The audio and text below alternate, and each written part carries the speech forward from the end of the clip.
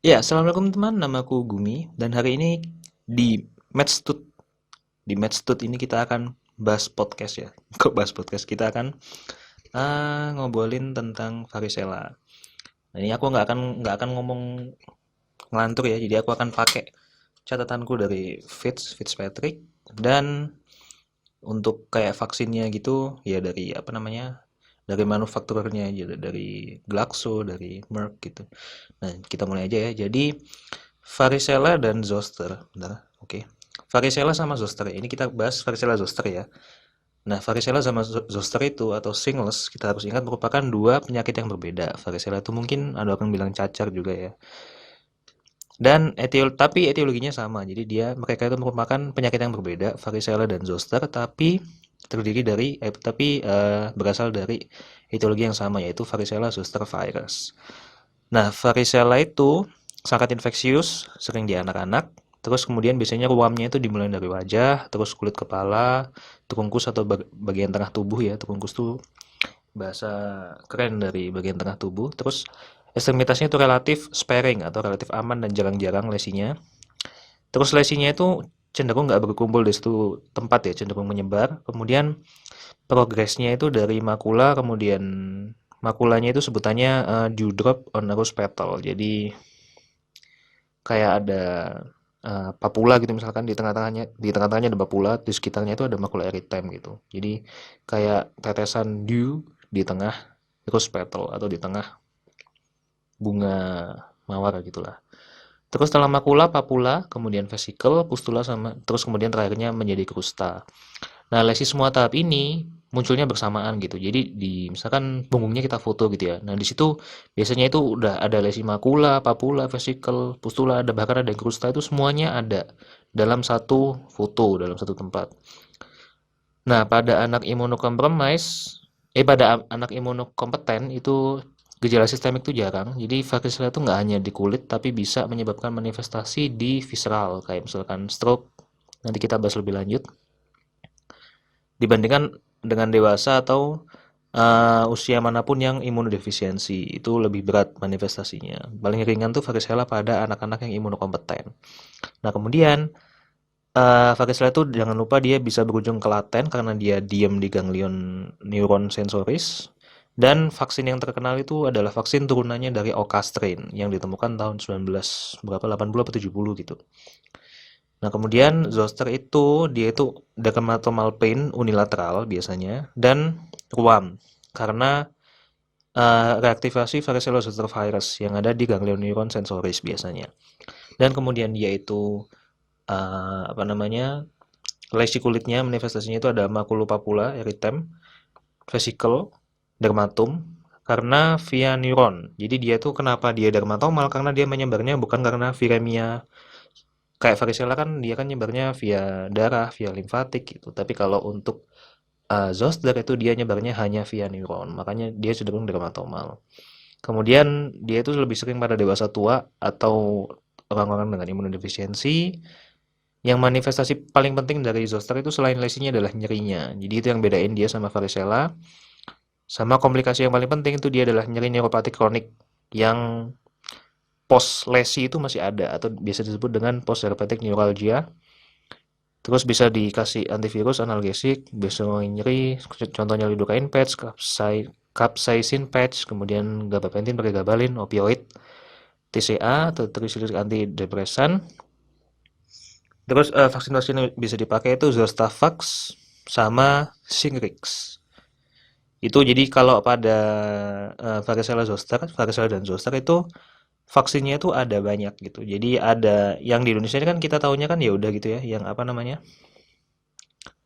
Yang soal anak kecil aja gitu. Jadi yang menurut rekomendasi IDAI itu yang 12 bulan sampai 18 tahun itu cuma butuh sekali. Itu namanya vaksinnya itu Varilrix atau Varivax. Itu kalau menurut CDC itu 2 kali kayak gitu gitulah. Itu selain itu ada yang buat zoster biasanya itu ada Shingrix, ada Zostavax gitu. Nah, itu nanti akan kita bahas di bab vaksin nanti.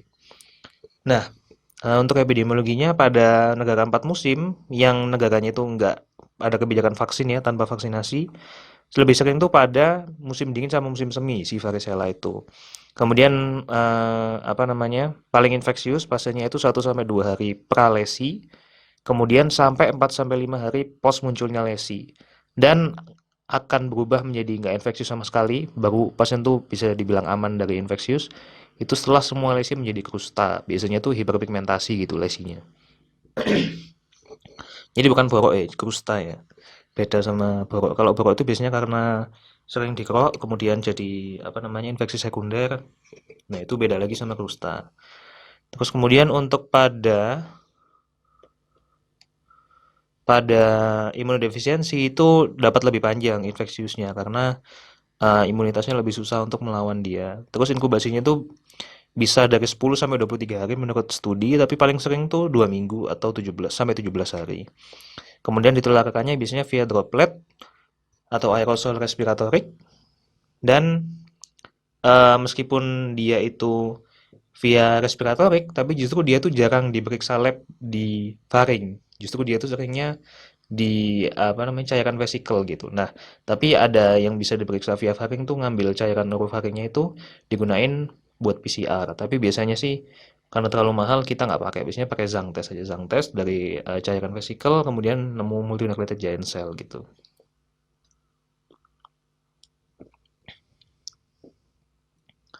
Nah, kemudian varicella itu umumnya ketika orang udah kena sembuh itu biasanya lifelong immunity. Jadi sepanjang hidup aman biasanya. Udah eh, ya kayak vaksin alami lah.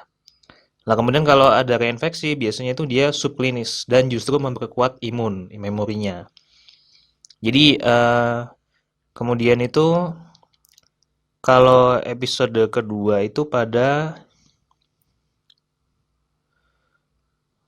kalau episode kedua, varicella episode kedua itu kena biasanya pada imunodefisiensi atau pada saat bayi yang udah kena varicella tapi masih ngikut imun maternal. Nah, kayak gitu. Kemudian bisa jadi ada yang namanya breakthrough varicella. Itu terjadi ketika pasien tuh udah imunisasi gitu ya. Tapi masih kena varicella yang wild type. Itu breakthrough varicella. Kemudian breakthrough varicella ini biasanya dia itu terjadi karena imunodefisiensi bisa dan terjadi tuh insidensinya meningkat saat vaksinnya itu cuman dilakukan sekali seperti di Indonesia ini rekomendasi IDAI cuma sekali kan. Jadi kalau menurut studi itu second dose itu mengurangi breakthrough varicella. Kemudian faktor resiko mayor untuk zoster itu umur dan turunnya VZV spesifik cell mediated immunity atau memorinya itu. Kemudian lebih sering zoster itu terkena pada pasien HIV, kemudian ditemukan lebih sering pada wanita, kemudian lebih sering pada orang yang kena trauma di kulit, sama lebih sering pada orang yang kulit putih. Kemudian kalau yang untuk membedakan, misalkan zoster nih, zoster udah kena sekali ya, dermatom ya, misalkan dermatomnya punggung kanan gitu. Lah, biasanya itu untuk misalkan zosternya itu kena lagi ya, misalnya ada rekurensi zoster kedua kali. Itu biasanya itu dia terkena di dermatom yang berbeda. Jadi misalkan episode pertama kena di punggung kanan, biasanya episode kedua kena di punggung kiri gitu. Tapi kalau dia itu kena di punggung kanan lagi, nah kita perlu pikirkan DDX lain meskipun tetap bisa zoster, tapi salah satu DD-nya itu adalah zoster-reform herpes simplex. Itu saudaranya mirip-mirip gitu. Meskipun dia itu lebih sering di mulut atau genital gitu ya, tapi kalau zoster-reform bisa mirip sekali. Itu kalau episode keduanya sama dermatomnya. Itu perlu dipikirin untuk HSV. Kemudian pada varicella itu sebenarnya ada gejala prodromal. Itu kalau pada anak kecil jarang, tapi kalau pada orang dewasa itu biasanya terjadi dimulai 2 sampai 3 hari pralesi sebelum lesi. Biasanya itu demam. Demamnya itu mulai mild sampai ada yang sampai tinggi 40,5 derajat Celcius kalau menurut Fitzpatrick. Kemudian dia ada menggigil, malaise, sakit kepala, anoreksia, nyeri punggung, dan yang agak langka dia bisa nyeri tenggorokan sama batuk kering. Kemudian pada lesinya itu biasanya wajah, kepala, terungkus kayak tadi ya, ekstremitas jarang-jarang, kemudian distribusinya cenderung sentral, dan lesinya itu cenderung kalau bisa dibilang agak memadat ya, agak banyak itu di punggung di belakang antara scapula. Jadi antara shoulder blade ini itu biasanya konsentrasinya di situ salah satunya. Kemudian dia ini bisa juga di telapak. Jadi ada kasusnya lesinya varicella di telapak tangan maupun kaki. Tapi dia itu yang membedakan varicella dengan zoster itu progres lesinya itu cepat. 12 sampai 24 jam tuh dari makula sampai krusta bisa. Kemudian tuh dinding vesikelnya varicella itu tipis biasanya, dikelilingi sama eritema. Terus kemudian isinya vesikel ini nanti berubah putih, purulen menjadi pustula. Kemudian pustulanya nanti umbilikasi jadi krusta, kemudian vesikel ini juga nggak hanya di kulit ya, dia bisa terbentuk di membran mukosa, mulut, hidung, laring-laring, bahkan sampai esofagus. Namun biasanya vesikel pada mukosa ini cenderung dangkal. Ulkusnya dibentuk juga dangkal, sehingga seringkali orang nggak notice untuk vesikel di mukosa. Kemudian lesinya itu biasanya kalau pada anak-anak yang biasa ya, imunokompeten gitu itu, lesinya antara 250 sampai 500 vesikel biasanya.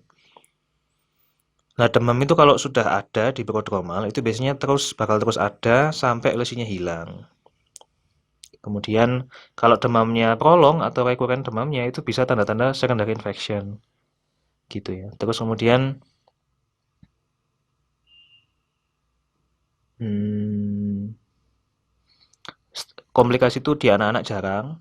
Tapi kalau ada komplikasi biasanya itu secondary infection itu paling sering. Biasanya di bakteri penyebabnya itu Staphylococcus atau Streptococcus. Itu nanti kan kalau udah keinfeksi bisa di impetigo ya atau bioderma. Kemudian bisa ada selulitis, erysipelas, terus kemudian necrotizing fasciitis atau nekrosis pada kulit. Kemudian kalau varicella ternyata muncul bula ya itu bisa jadi karena infeksi Staphylococcus. Jadi kan Staphylococcus ada yang punya eksfoliatif toksin ya. Bisa nyebabin eksfoliasi kulit jadi bula. Kemudian komplikasi yang lebih berat lagi adalah varicella pneumonia.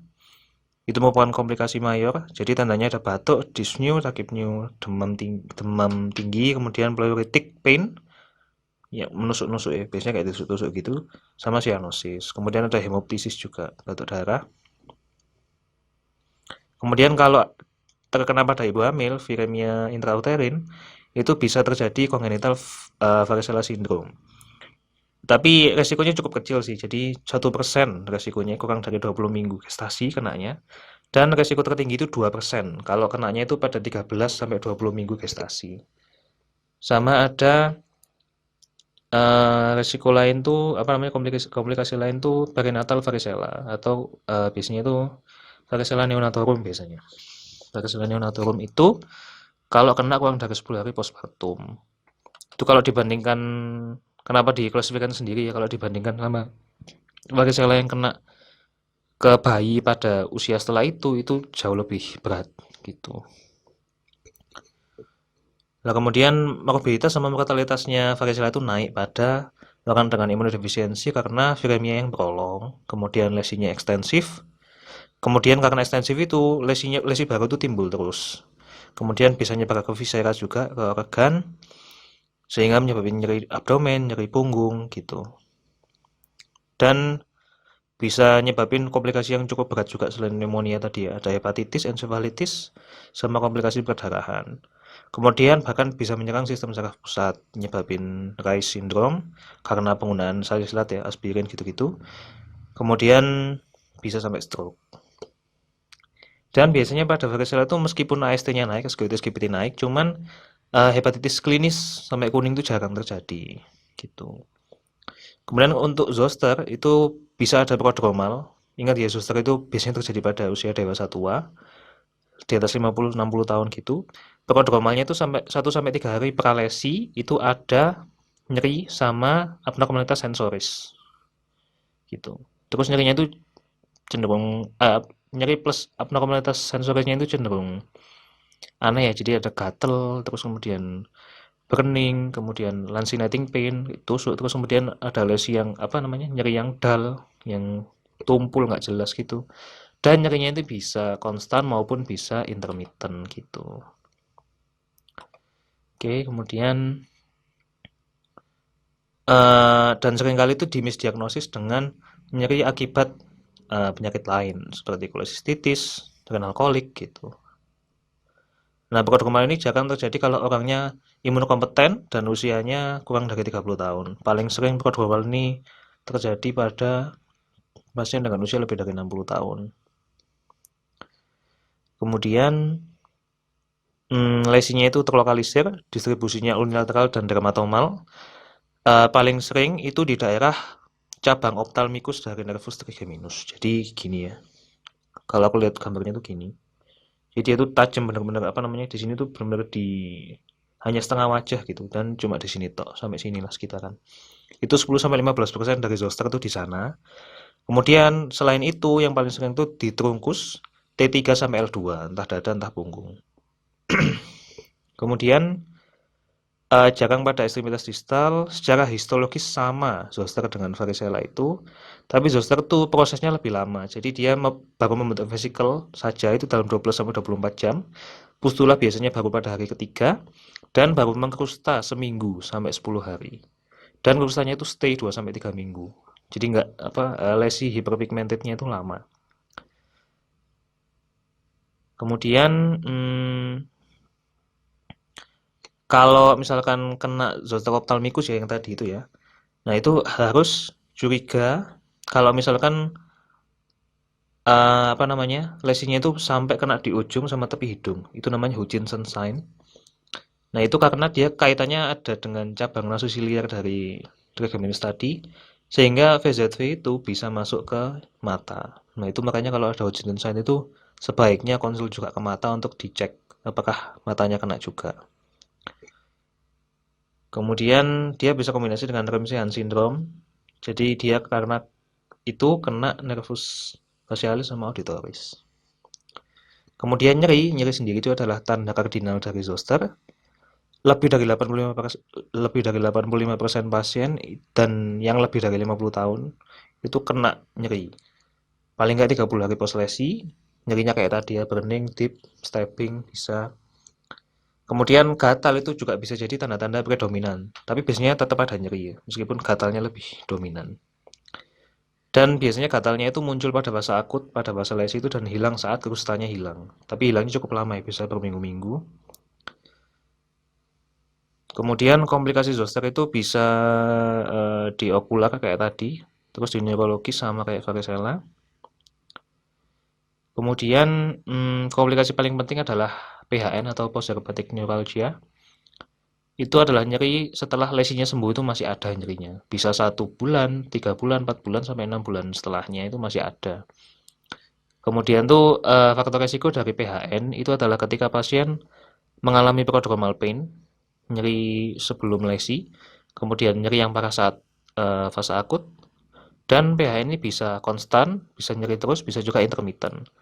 Dan biasanya itu komplikasi yang klinis yang paling nggak enak buat pasien tuh allodynia. Jadi nyeri sekali yang diinduksi bahkan dengan sentuhan yang kecil gitu, kayak kegores baju, kena angin gitu. Kemudian komplikasi lain zoster itu bisa ada kaitannya dengan ganglion pada yang berkaitan dengan visceranya. Misalkan ada kasus di mana zosternya itu kena zoster torakik ya, jadi kena di ganglion entah T berapa.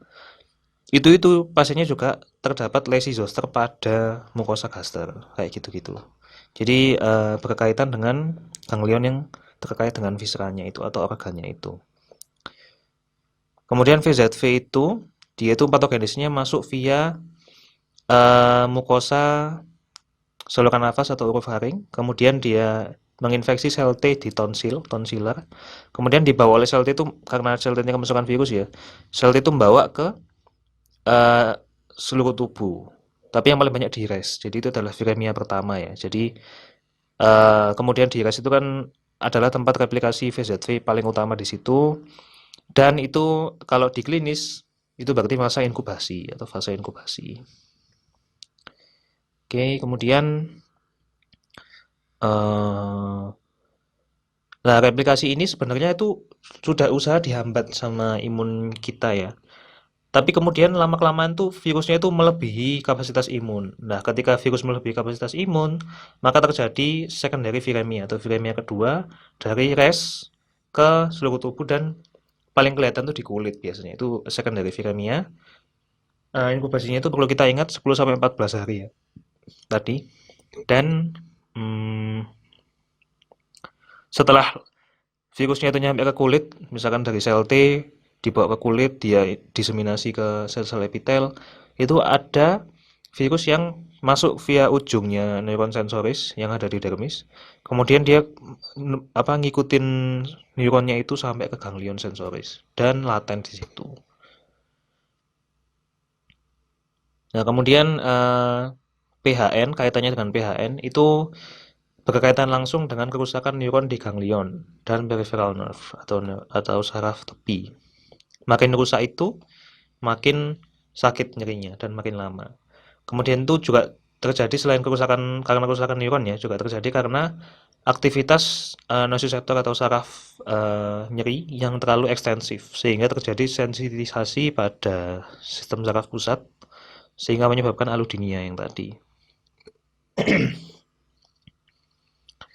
Kemudian tuh varicella itu diagnosanya gimana? Dengan melihat lesinya ya. Jadi yang lain apa namanya laboratorik itu sifatnya superatif bukan diagnostik. Biasanya itu pada anamnesis itu ada riwayat paparan 2 sampai 3 minggu yang lalu, entah orang tua, entah teman kerja gitu. Kemudian terjadi perubahan lesi yang cepat 12 sampai 24 jam tadi dan dia itu sebenarnya bisa mirip dengan zoster yang disseminated. Jadi yang nggak dermatomal zosternya itu ada, cuman ya kan bisa kita lihat dari usianya ya, biasanya ya. Dan biasanya itu zoster disseminated itu hanya pada pasien dengan imunodefisiensi. Kemudian labnya zoster sama varicella itu sama persis.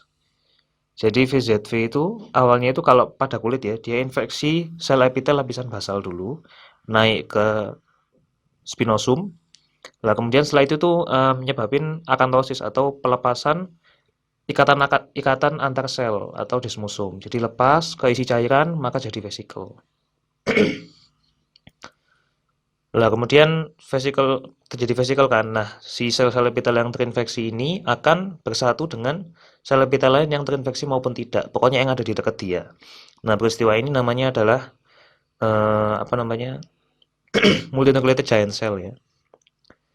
Itu yang bisa kita lihat dengan Zhang test dengan cara scraping dasar bula kemudian dicat dengan hematoxylin eosin atau GIMSA. Itu Zhang test ya. Bisa juga dilakuin dengan cara lain yang paling sensitif dan spesifik itu adalah PCR.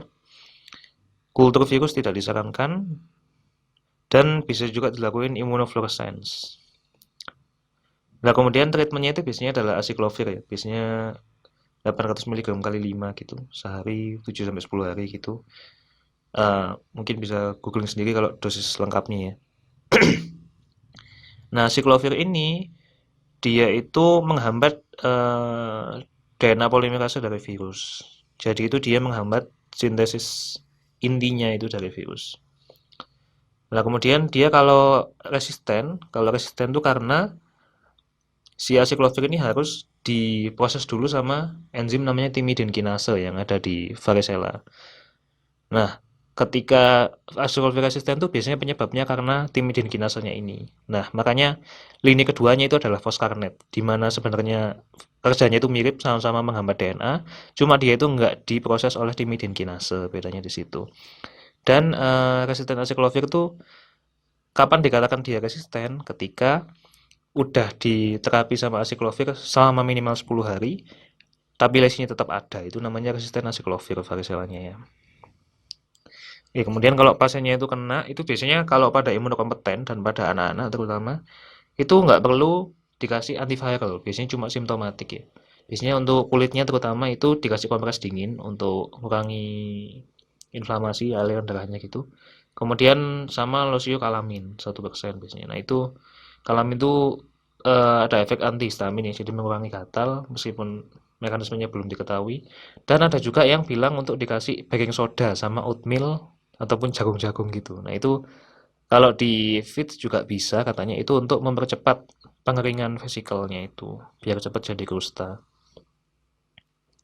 Kemudian bisa juga simptomatiknya dikasih antipiretik kalau demamnya itu boleh, tapi jangan pakai salisilat karena bisa kena Reye's syndrome ya. Jadi jangan pakai aspirin. Kemudian kalau ada secondary infection ya silakan dikasih antibiotik. Kemudian setelah itu steroid sama losio yang oklusif kayak mungkin Vaseline gitu-gitu itu tidak disarankan untuk varicella karena manfaatnya kurang terlihat gitu pada studi ya. Kemudian kalau pada zoster itu sama ya. Jadi untuk kulitnya sama, kemudian terapinya juga sama, siklovirnya sama. Tapi dia itu ada tambahannya bisa dikasih analgesik kan karena dia nyeri. Itu analgesik yang bisa diberikan bisa kalau menurut studi paling baik oxycodone, juga bisa gabapentin juga bisa. Nah, itu untuk target fase-nya itu di bawah 3. Kemudian kalau untuk PHN itu kalau menurut studi bisa dikasih gabapentin, pregabalin, TCA opioid, tramadol, kemudian lidopatch, lidocaine patch sama capsaicin patch. Itu semuanya bisa dan bermanfaat. Kemudian untuk vaksinasi ya, vaksinasi itu kalau pada FITS itu yang dibahas ada varil, varil, varilrix sama varivax itu seperti yang di Indonesia ya. Jadi untuk anak kecil itu dikasih kalau idai itu dari 12 bulan sampai 18 tahun silakan. Rekomendasi idai itu sekali. Tapi kalau rekomendasi CDC gitu-gitu WHO 2 kali. Dan itu dikasihnya itu biasanya setengah cc, ada yang bilang subkutan, ada yang bilang IM ya. Kalau di webnya Glaxo-nya, di manufakturernya itu subkutan. Itu terus biasanya deltoid, kemudian dikasihnya itu jaraknya 4 sampai 6 minggu minimal untuk boosternya yang kedua. Kemudian yang kedua ada Zostavax. Oh, kalau di Fits ada 3 cuman. Yang kedua ada Zostavax itu dikasih buat apa namanya? Buat zoster ya biasanya. Itu dikasih di atas 60 tahun biasanya. Terus di atas 60 tahun itu kodenya Zostavax itu ZVL. Kalau kalian pernah lihat vaksin ZVL itu Zostavax. Kemudian Zostavax tuh dosisnya 0,65 apa 0,5 gitu. Juga sama di subkutan deltoid juga. Kemudian ada juga Shingrix itu dikasih lebih dari pada usia pasien lebih dari 50 tahun, imunokompeten. Dan itu dikasih dan ini sangat direkomendasikan si Shingrix ini atau RZV ini karena efikasinya sangat tinggi. Nah, Shingrix ini terdiri dari imunoglobulin E-nya virus VZV. Jadi dia pasti aman, maksudnya tidak menyebabkan infeksi justru ya, karena dia bukan virusnya, cuma globulin E-nya saja. Dan dia ada ajuvannya. Jadi kombinasi antara imunoglobulin E sama ajuvan dari saponin, dari tumbuh-tumbuhan gitu. Nah, itu dia itu sangat direkomendasikan untuk dikasih. Bahkan ketika pasien udah vaksinasi Zostavax ya, udah misalkan usianya ya 60 tahun atau 55 tahun itu sudah Zostavax. Itu kalau menurut CDC WHO gitu-gitu direkomendasikan masih untuk dikasih Shingrix. Nah, gitu. Jadi Shingrix ini minusnya tuh dia butuh 2 dosis. Jadi mungkin apalagi kalau orang tua misalkan tinggal sendiri gitu gampang lupa ya. Nah, kemudian apa namanya? eh Si Shingrix ini kan 2 dosis, itu dikasihnya tuh IM, beda sendiri, IM deltoid biasanya. Intervalnya itu 2 sampai 6 bulan antar antar dosisnya. Oke, kemudian setelah itu jadi kesimpulannya itu adalah yang perlu kita pahami itu varicella sama zoster itu 2 penyakit yang berbeda. Namun penting buat kita, terutama buat dokter umum itu adalah mereka itu penyakit yang ada manifestasi klinisnya pada kulit. Dan seperti kita tahu semua, orang Indonesia tuh apa ya nggak akan datang ke dokter kalau sampai sakit banget gitu loh. Atau kalau lihat dia tuh nggak apa dia sendiri tuh nggak enak secara kosmetik dipandang gitu ya. Misalkan terutama karena penyakit-penyakit yang ada manifestasi di kulit kayak gini. Itu biasanya orang Indonesia tuh pasti langsung datang ke dokter gitu. Kalau cuma sakit apa, cari-cari obat di apotek gitu-gitu. Tapi kalau sampai ada manifestasi di kulit tuh biasanya orang langsung datang wis. Nah, itu makanya ini penting buat kita dan apa namanya? Penting buat kita untuk membedakan dua penyakit ini juga dengan herpes simplex yang zoster gitu ya. Itu dari klinisnya dulu terutama ya. Jadi karena kan kita kan ada baiknya itu memahami penyakit cukup dari klinis gitu. Itu sudah apa ya akan dipandang sebagai dokter yang keren lah kalau bisa apa ya nggak perlu mengenalkan banyak lab banyak X-ray gitu-gitu akan jauh lebih baik ya. Yang perlu kita ingat perbedaannya itu pertama pada epidemiologi dulu. Jadi varicella lebih ke anak kecil, zoster lebih ke orang tua. Kemudian pada progres lesi, varicella itu jauh lebih cepat, 12 sampai 24 jam, semua fase bisa sampai krusta. Kalau zoster itu bahkan seminggu baru krusta, biasanya ya di Fitzpatrick kayak gitu. Kemudian perlu kita pahami, misalkan orang kalau nanya, kalau udah kena cacak apa bisa kena lagi ya? Tentunya bisa kalau imunodefisien ya. Kayak tadi, bahkan udah vaksinasi bisa kena cacak lagi kan, breakthrough varicella. Mungkin udah orang nanya lagi itu pada misalkan suatu saat ada kakek nenek gitu ya, ada mbah-mbah, kok mbah saya kok kayak kena kayak cacak gini ya, tapi dermatomal, oh berarti zoster gitu. Obatnya apa tahu. Dan yang penting juga bisa ngasih advice ke pasien atau ke keluarga pasien buat ngerawat lukanya tadi ya. Jadi ya losiokalamin tadi kan kompres dingin, kemudian bisa dikasih apa namanya oatmeal kayak gitu-gitu tadi juga bisa dipakai.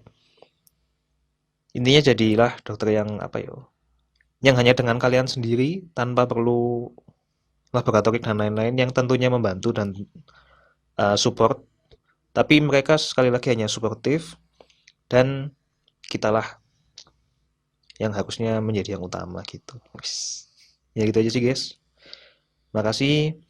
Eh, Jangan lupa kalau misalkan kalian lihat ini di podcast atau di YouTube atau di apapun, jangan lupa di follow karena biar kalian nggak missing out gitu, nggak ketinggalan bahasan-bahasan terbaru tentang penyakit-penyakit yang coba aku rangkum dan aku share dan diskusiin sama kalian bareng-bareng. Oke, terima kasih.